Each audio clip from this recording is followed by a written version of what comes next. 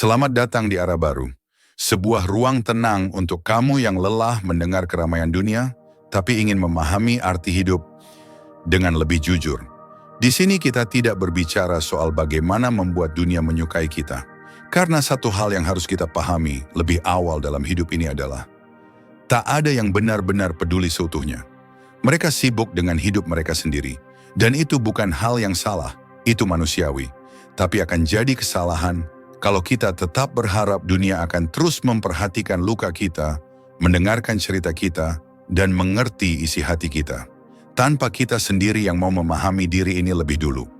Maka, alih-alih berharap dimengerti, lebih bijak jika kita mulai belajar untuk berdiri, untuk menjadi cukup kuat dalam diam, dan cukup sadar bahwa tanggung jawab atas hidup ini bukan di tangan orang lain. Seperti kata Epictetus, bukan hal di luar dirimu yang menyakitimu, tapi penilaianmu sendiri terhadap hal itu. Dan penilaian itu bisa kita latih, bisa kita sadari. Itulah awal dari kemerdekaan batin. Arah baru bukan tempat pelarian, tapi tempat di mana kita berhenti menyalahkan, berhenti mengemis validasi, dan mulai menata hidup dari pusatnya, diri kita sendiri. Karena di ujung hari, kamu sendirilah yang harus menanggung hasil dari keputusanmu, dan tak akan ada yang benar-benar peduli kalau kamu gagal atau terluka. Maka berhentilah berharap dunia mengerti. Berfokuslah untuk menjadi pribadi yang utuh, meski tanpa sorak-sorai dari luar. Disinilah kita belajar bahwa perubahan sejati dimulai saat kita berhenti bicara dan mulai bertindak. Selamat datang di Arah Baru, sebuah perjalanan ke dalam diri untuk menciptakan hidup yang tenang, meski dunia tak pernah benar-benar diam. Ada satu kenyataan pahit yang seringkali kita tolak untuk terima. Dan justru karena itulah kita terus merasa kecewa. Tidak ada yang benar-benar peduli.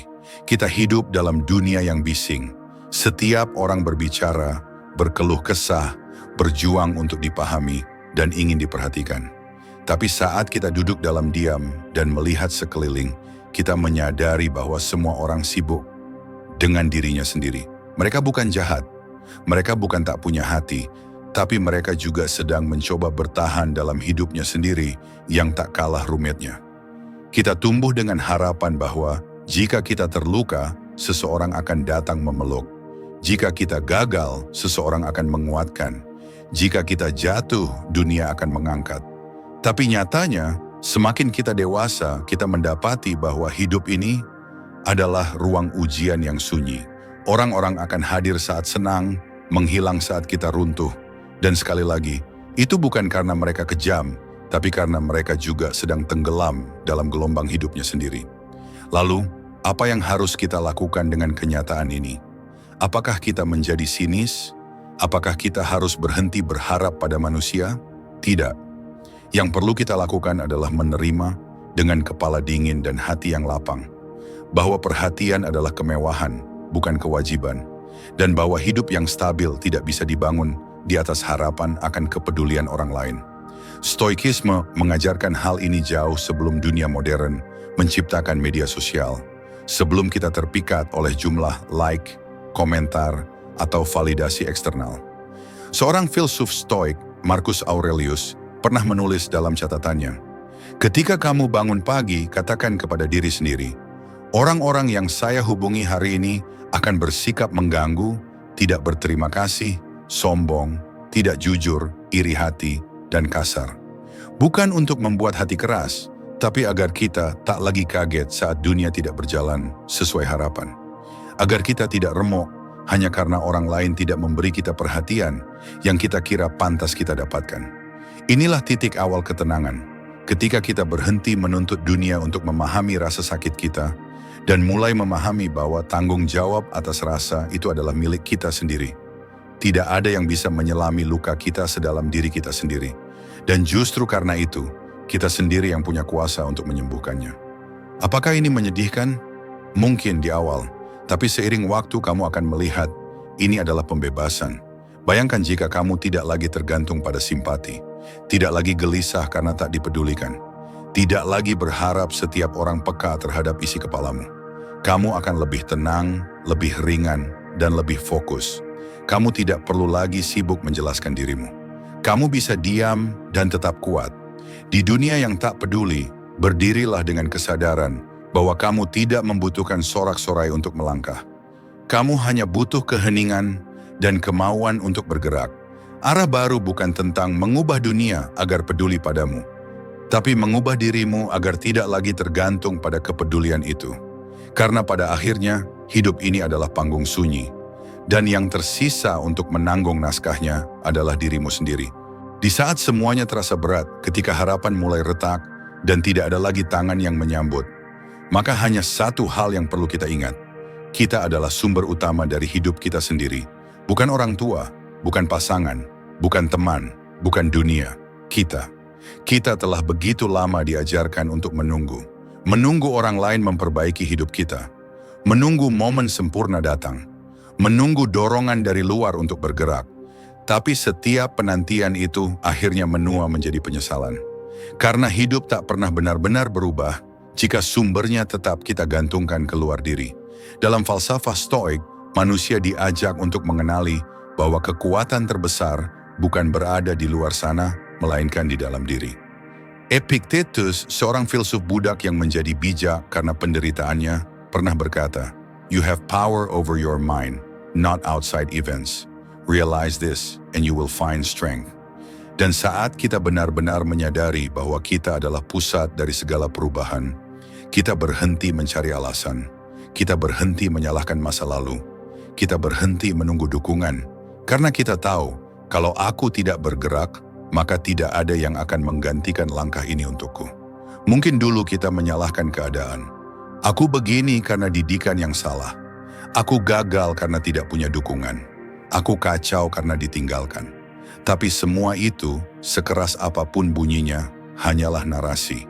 Narasi yang membuat kita merasa aman dalam ketidakberdayaan. Tapi keberdayaan sejati lahir bukan dari rasa aman, melainkan dari kesadaran. Kesadaran bahwa kita punya kendali, kita punya kehendak. Dan kehendak itu, jika diasah dan dipertajam, bisa mengubah arah hidup sepenuhnya. Kita bisa saja terjatuh ribuan kali. Tapi jika dalam setiap kejatuhan itu kita tetap mempercayai satu hal, bahwa aku masih punya kekuatan untuk bangkit, maka kita belum kalah. Kita hanya sedang belajar. Sebaliknya, kalau kita terus menganggap bahwa orang lain harus selalu menyelamatkan kita akan terus menunggu pertolongan yang tak pernah datang. Dan hidup kita akan diam dalam ketidakpastian, karena kunci geraknya tidak kita genggam sendiri. Mengandalkan orang lain bukan hal yang salah, tapi menjadikan orang lain satu-satunya sumber kekuatan, itu yang akan membuat kita rapuh. Karena orang bisa pergi, situasi bisa berubah. Tapi selama kita masih punya kesadaran dan kemauan, kita tidak pernah benar-benar kehilangan arah. Menjadi sumber utama hidupmu bukan berarti harus kuat setiap saat. Bukan berarti menolak bantuan, tapi berarti kamu tidak lagi menjadikan dunia sebagai alasan untuk berhenti. Kamu mengakui luka, tapi kamu tetap melangkah. Kamu menerima rasa sakit, tapi tidak membiarkannya mendikte arah. Inilah hidup dalam tanggung jawab penuh, di mana keputusanmu, langkahmu, dan sikapmu diambil bukan karena desakan, tapi karena kesadaran. Dan mungkin kamu tidak akan mendapatkan pujian atas semua ini. Mungkin tidak ada yang tahu betapa beratnya perjalanan yang kamu tempuh. Tapi kamu tahu, kamu merasakannya. Dan itu cukup. Karena hidup ini bukan soal siapa yang paling disorot, tapi siapa yang paling bertumbuh diam-diam. Siapa yang tetap berjalan meski tak ditemani. Dan siapa yang mampu berkata, "Aku akan tetap bergerak karena aku adalah satu-satunya yang bertanggung jawab atas hidup ini." Jangan menunggu lagi, mulailah dari dalam, karena jawaban tidak datang dari luar. Jawaban datang saat kita mulai percaya bahwa kita sendiri cukup. Ada satu kecenderungan manusia yang halus tapi membahayakan. Kita sering lebih ingin dipahami daripada berubah. Kita ingin orang tahu bahwa kita lelah, bahwa kita sudah mencoba, bahwa kita tidak seburuk itu. Kita ingin didengarkan, disayang, diperhatikan. Kita ingin simpati. Dan pada titik tertentu itu manusiawi. Karena kita adalah makhluk sosial. Kita tumbuh dengan kasih, terbentuk oleh pengakuan. Tapi jika tak hati-hati, simpati bisa menjadi jebakan yang halus, yang membuat kita berputar di tempat yang sama. merasa benar dalam keterpurukan, dan lupa bahwa hidup tidak akan bergerak hanya dengan pengertian, tapi dengan tindakan. Berhenti mencari simpati bukan berarti berhenti menjadi manusia, bukan berarti berhenti merasa, tapi artinya kita tidak lagi menunda langkah hanya karena kita ingin dimengerti. Karena terlalu banyak orang terjebak dalam fase ini, mereka tahu apa yang harus dilakukan, tapi mereka menunda karena merasa belum cukup didengar, belum cukup dipahami, belum cukup dibenarkan. Mereka ingin dunia mengerti betapa berat hidup mereka sebelum mereka mau mulai berbenah. Tapi dunia tidak bekerja seperti itu. Dunia tidak memberi simpati lebih dulu sebelum kamu melangkah. Justru dunia akan memperhatikanmu setelah kamu berubah, setelah kamu bangkit, setelah kamu bertindak. Dalam stoikisme, kita diajak untuk membebaskan diri dari harapan terhadap dunia luar.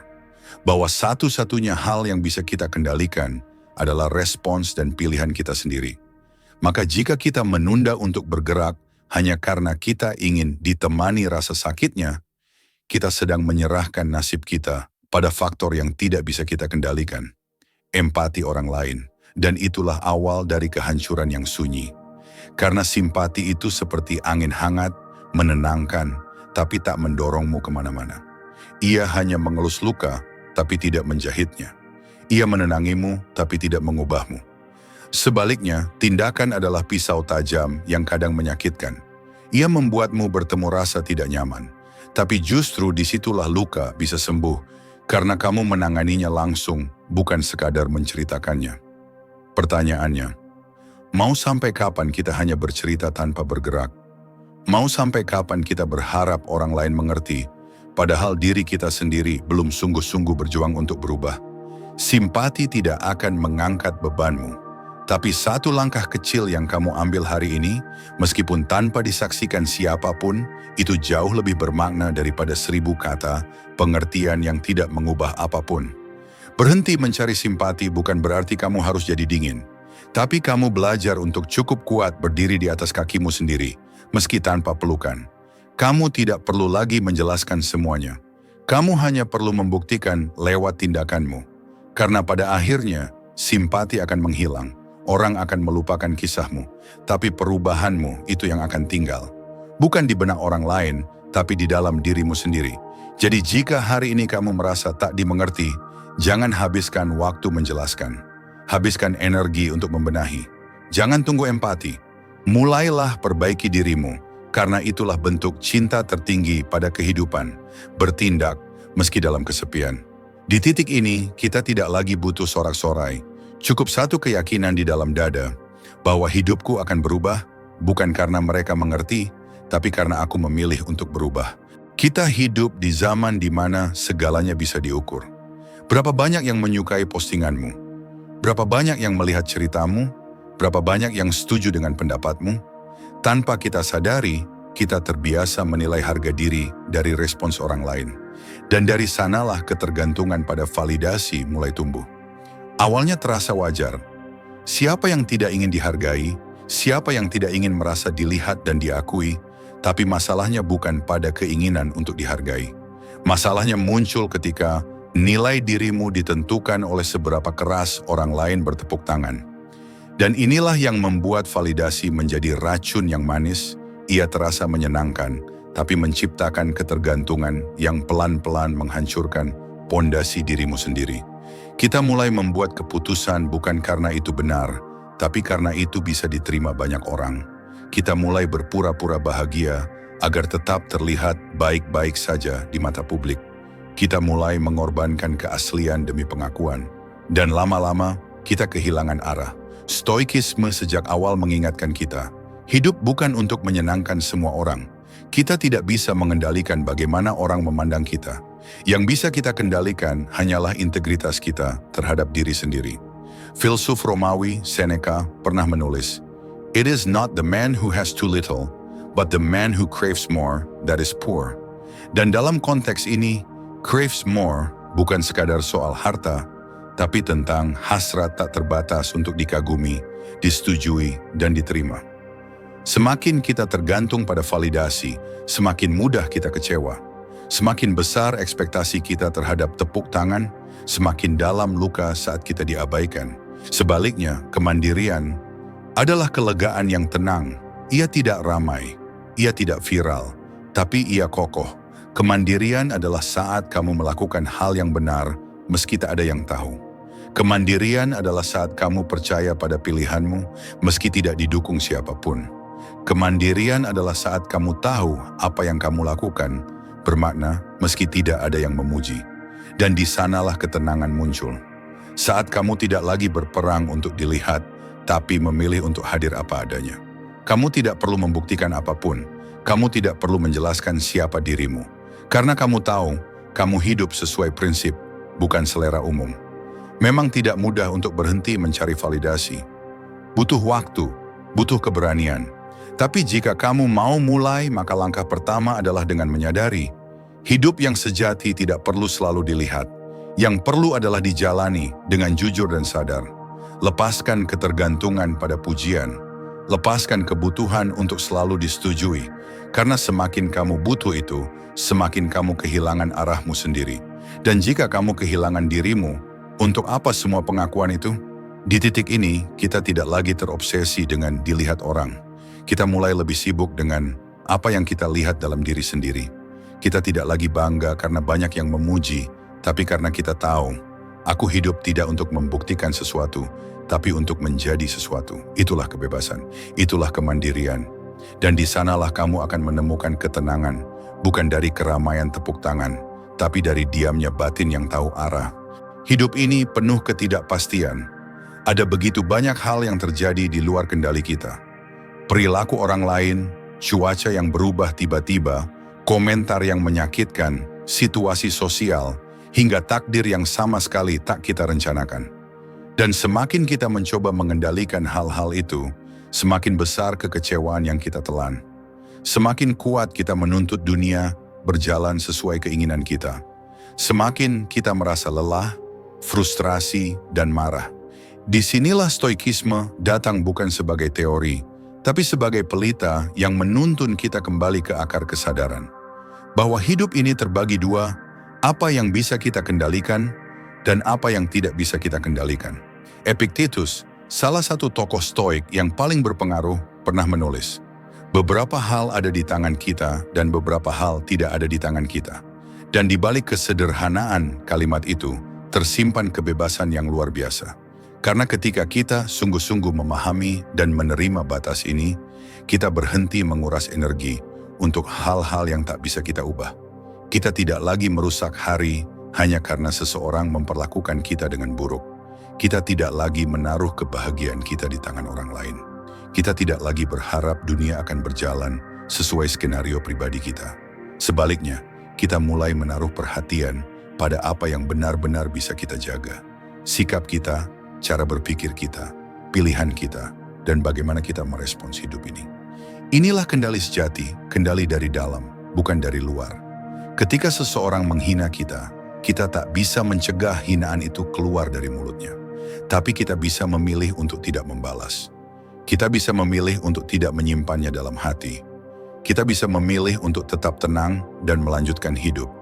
Ketika rencana kita gagal, kita mungkin tidak bisa mengubah hasilnya, tapi kita bisa mengubah sikap terhadap kegagalan itu. Apakah kita akan meratapinya berhari-hari atau menjadikannya pelajaran untuk memperkuat langkah selanjutnya? Inilah seni hidup yang diajarkan para filsuf stoik, bahwa ketenangan bukan tentang hidup yang selalu mulus, tapi tentang kemampuan kita untuk tetap tenang meski segalanya sedang kacau. Tentang bagaimana kita bisa berdiri teguh di tengah angin, karena kita tahu angin itu bukan di bawah kuasa kita. Tapi cara kita menyeimbangkan diri adalah pilihan kita sendiri. Bayangkan jika setiap hari kamu bisa bertanya pada dirimu, apakah ini bisa aku kendalikan? Dan jika jawabannya tidak, lepaskan. Fokus pada yang bisa kamu ubah. Fokus pada yang bisa kamu tangani. Fokus pada dirimu sendiri. Dari sanalah kedewasaan lahir. Bukan dari kemampuan untuk mengendalikan orang lain, tapi dari kesadaran untuk mengendalikan diri sendiri. Dan saat kamu mulai hidup dengan prinsip ini, kamu tidak lagi mudah tersulut, tidak lagi mudah bimbang, tidak lagi terseret oleh arus reaksi yang spontan dan penuh emosi. Kamu mulai hidup dengan arah, dengan kendali, dengan kehadiran penuh.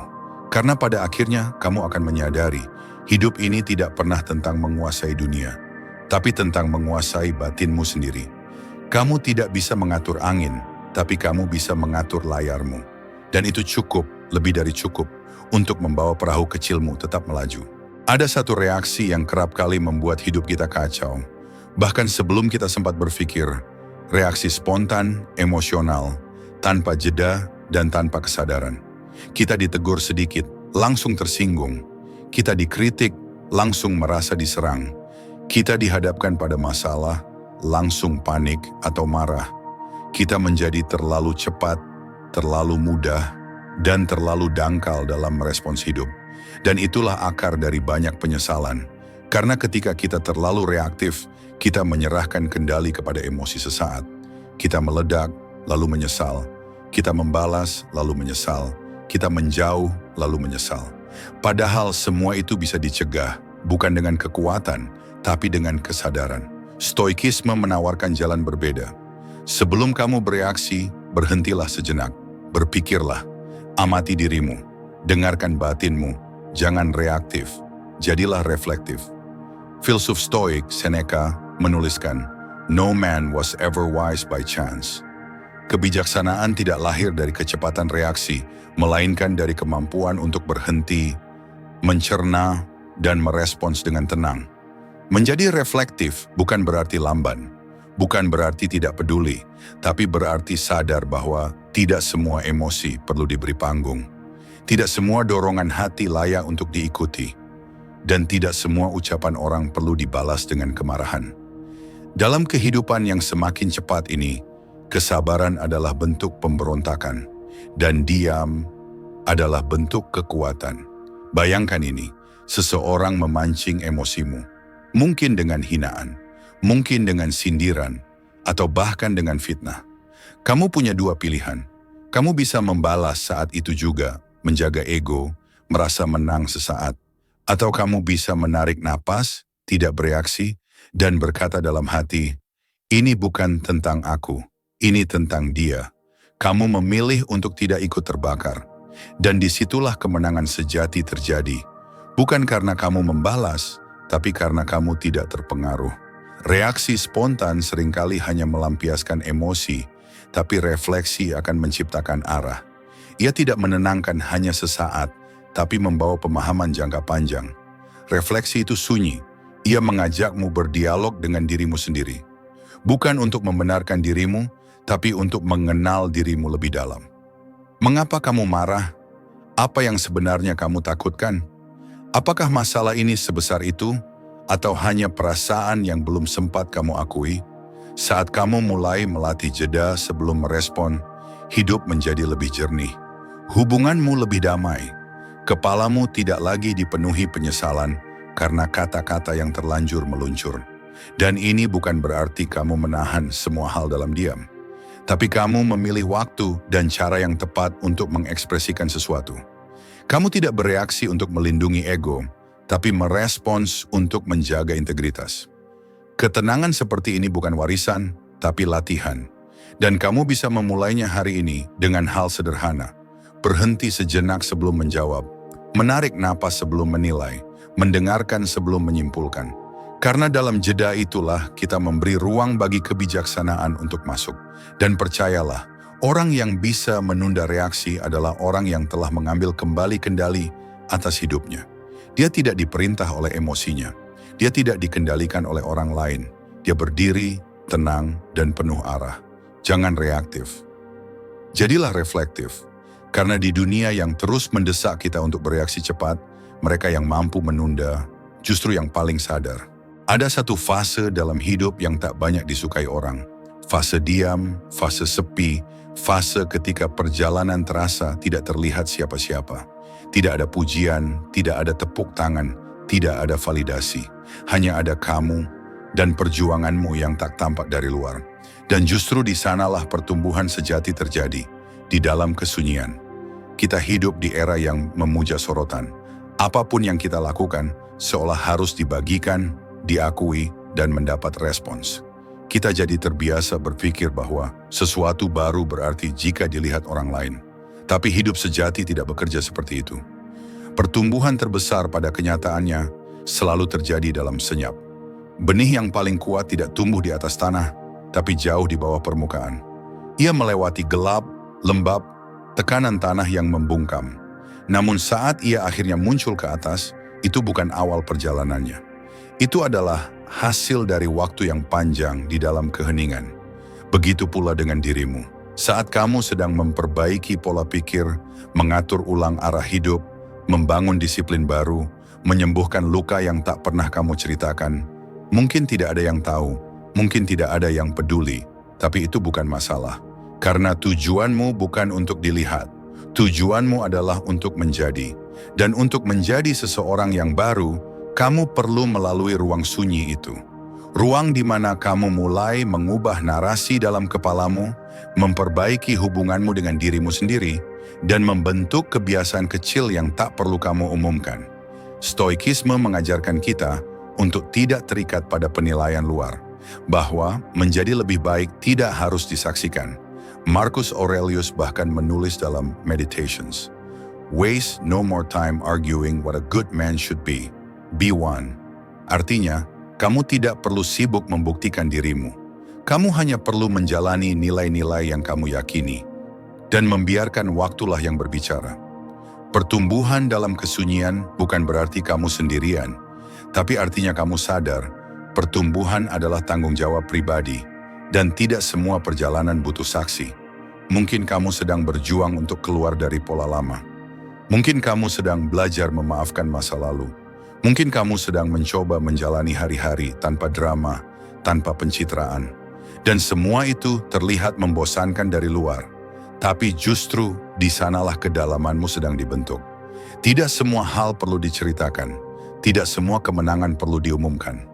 Beberapa hal justru lebih kuat ketika dibiarkan tumbuh dalam diam, dan ketika waktunya tiba, dunia akan melihat hasilnya, bukan prosesnya. Dan jika dunia tidak melihat pun, tidak apa-apa, karena kamu tidak lagi hidup untuk tepuk tangan. Kamu hidup untuk kedamaian dalam dirimu sendiri. Kesunyian bukan kutukan, ia adalah ruang aman untuk memperbaiki. Ia adalah jeda untuk menyusun ulang diri. Ia adalah kesempatan untuk mendengar suara hati yang lama tertutupi bisingnya dunia. Maka jika hari-harimu saat ini sunyi, jika perubahanmu belum dipahami, jika perjalananmu terasa sendiri, teruslah melangkah. Kamu tidak sedang tersesat. Kamu sedang tumbuh dalam cara yang tenang, dalam arah yang benar. Karena mereka yang mampu bertumbuh dalam kesunyian adalah mereka yang kelak akan berdiri dengan ketenangan. Bukan karena dipuji, tapi karena telah melalui jalan sunyi dengan kesadaran penuh. Di dunia yang penuh tuntutan dan ekspektasi sosial, fokus pada diri sendiri seringkali disalahpahami. Ketika seseorang mulai menjaga jarak, menetapkan batas, dan menolak untuk menyenangkan semua orang, ia segera diberi label egois, tertutup, tidak peduli. Tapi mari kita luruskan satu hal penting.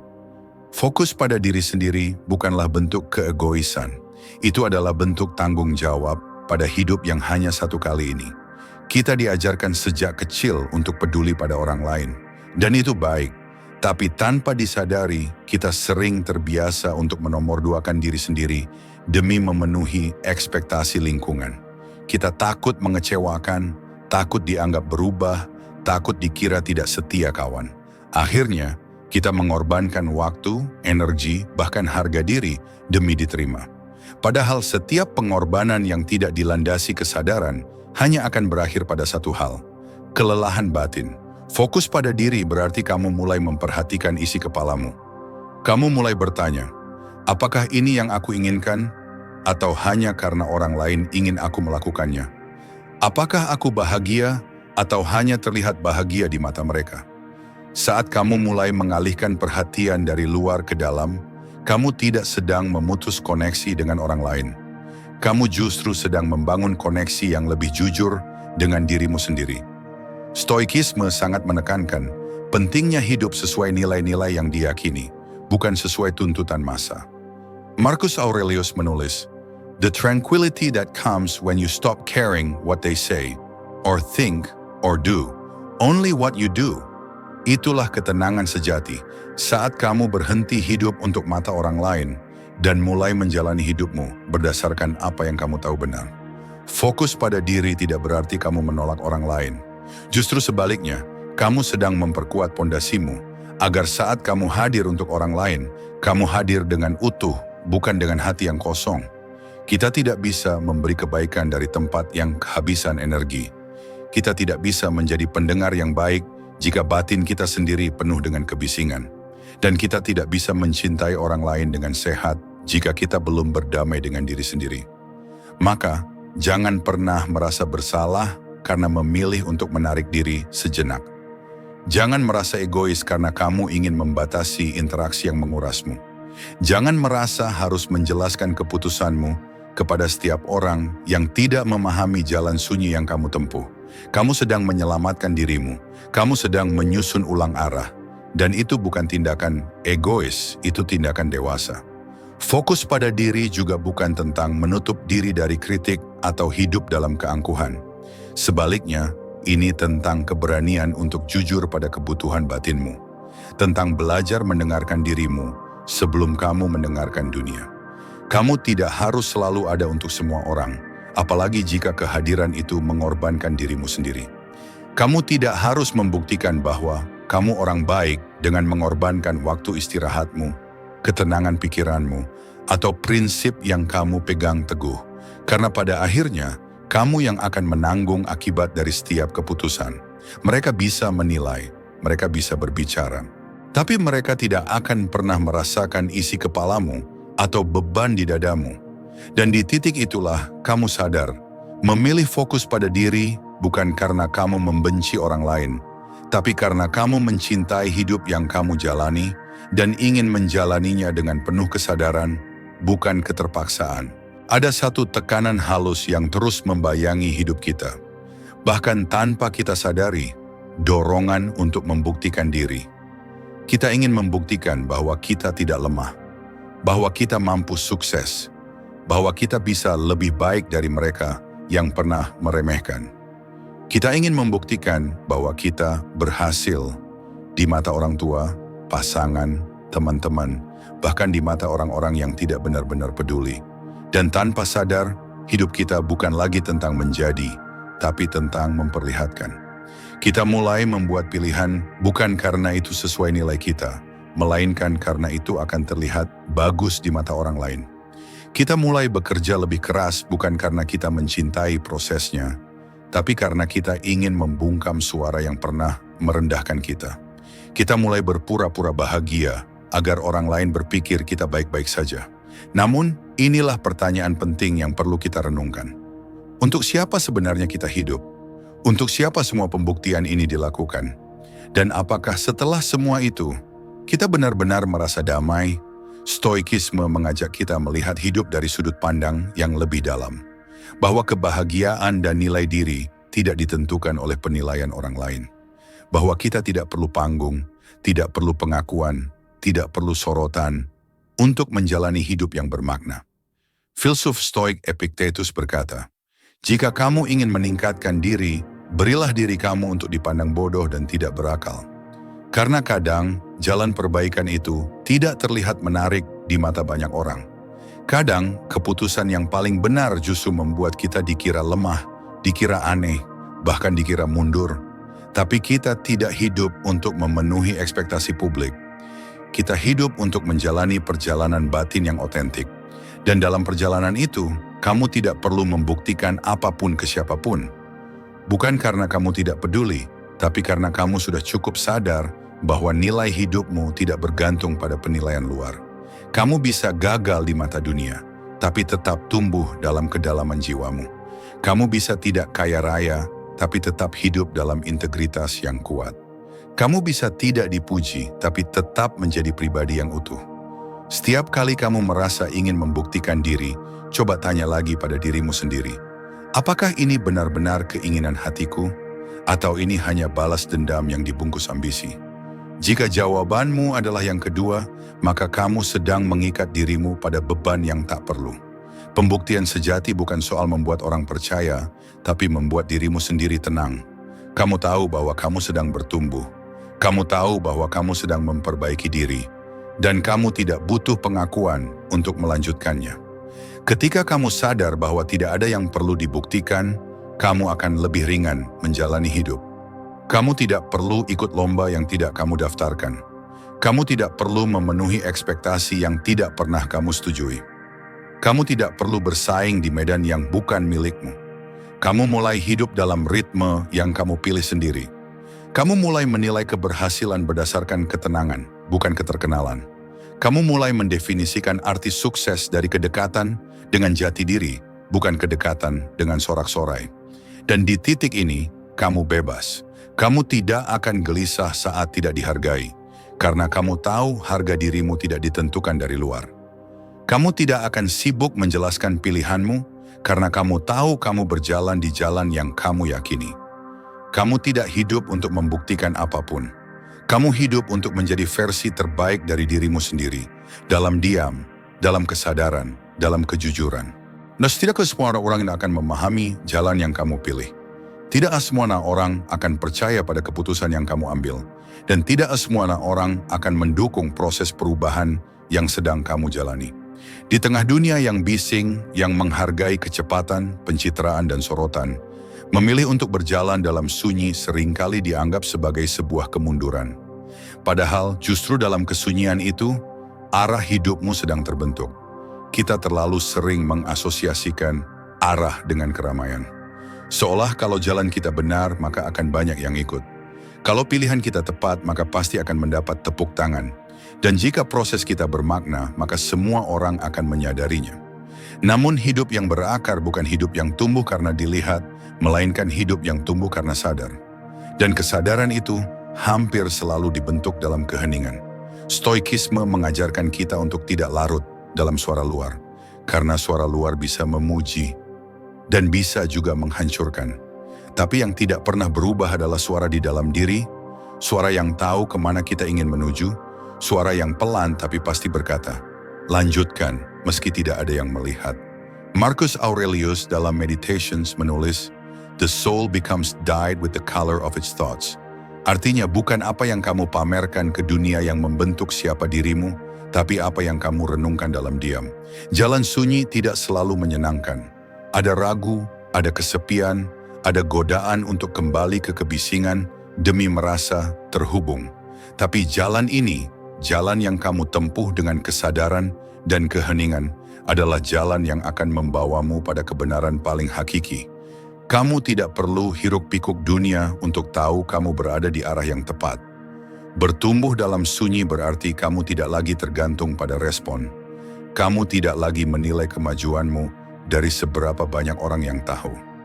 Kamu menilainya dari seberapa dalam kamu bisa mengubah pola pikir. Dari seberapa jujur kamu bisa menilai dirimu sendiri. Dari seberapa teguh kamu bisa berkata tidak pada hal yang dulu memikatmu. Jalan sunyi bukan jalan sepi. Ia hanya tampak sepi bagi mereka yang sibuk mengejar pengakuan. Tapi bagi jiwa yang sadar, jalan sunyi adalah tempat paling jernih untuk mendengar arah. Di saat kamu menjauh dari kebisingan, kamu mulai mengenali suara batin yang sering tertindih komentar orang lain. Kamu mulai tahu apa yang benar-benar kamu ingin lakukan. Bukan karena itu tren, bukan karena itu disukai, tapi karena itu selaras dengan nilai hidupmu. Dan ketika kamu hidup selaras dengan nilai, kamu tidak butuh banyak alasan untuk bahagia. Kamu tidak butuh banyak sorotan untuk merasa cukup. Kamu mulai melihat bahwa tujuan hidup bukan berada di puncak tertinggi, tapi di titik terdalam di mana kamu bisa berdamai dengan dirimu sendiri. Sunyi bukan tanda kesalahan. Sunyi adalah tanda bahwa kamu sedang berpaling dari suara luar dan memilih mendengar suara yang lebih penting, suara hati yang jujur. Dalam sunyi kamu tidak tersesat. Kamu justru sedang menapak jalan dengan penuh kesadaran. Satu langkah, lalu satu langkah lagi. Tanpa sorak-sorai, tanpa kamera, tanpa validasi. Hanya kamu dan kompas dalam dadamu. Dan percayalah, jalan yang ditempuh dengan kejujuran tak pernah salah arah. Dalam dunia yang semakin bising dan terburu-buru, memilih untuk diam, merenung, dan melangkah dalam kesadaran bukanlah tanda kelemahan. Itulah bentuk keberanian sejati. Berani hidup tanpa harus selalu terlihat, berani berubah tanpa harus selalu diakui, dan berani berjalan di jalan sunyi karena tahu kemana arah sebenarnya. Ingatlah, kamu tidak perlu membuktikan apapun ke siapapun. Hidup ini bukan perlombaan cepat, tapi perjalanan yang dalam menuju versi terbaik dari dirimu sendiri. Dan jika kamu merasa sedang dalam proses itu, meski perlahan, meski tak ada yang tahu, kamu tidak sendirian. Disinilah arah baru hadir, tempat untuk merenung, tempat untuk menguatkan diri, tempat untuk belajar tenang di tengah dunia yang penuh kebisingan. Jika kamu merasa isi dari video ini menyentuh atau merefleksikan perjalananmu, jangan lupa untuk subscribe, tinggalkan komentar, dan bagikan kepada mereka yang juga sedang mencari arah. Karena satu video bisa jadi pengingat, tapi kebiasaan mendengarkan bisa menjadi penuntun. Sampai jumpa di video berikutnya. Tetap melangkah, tetap sadar, dan tetap bertumbuh.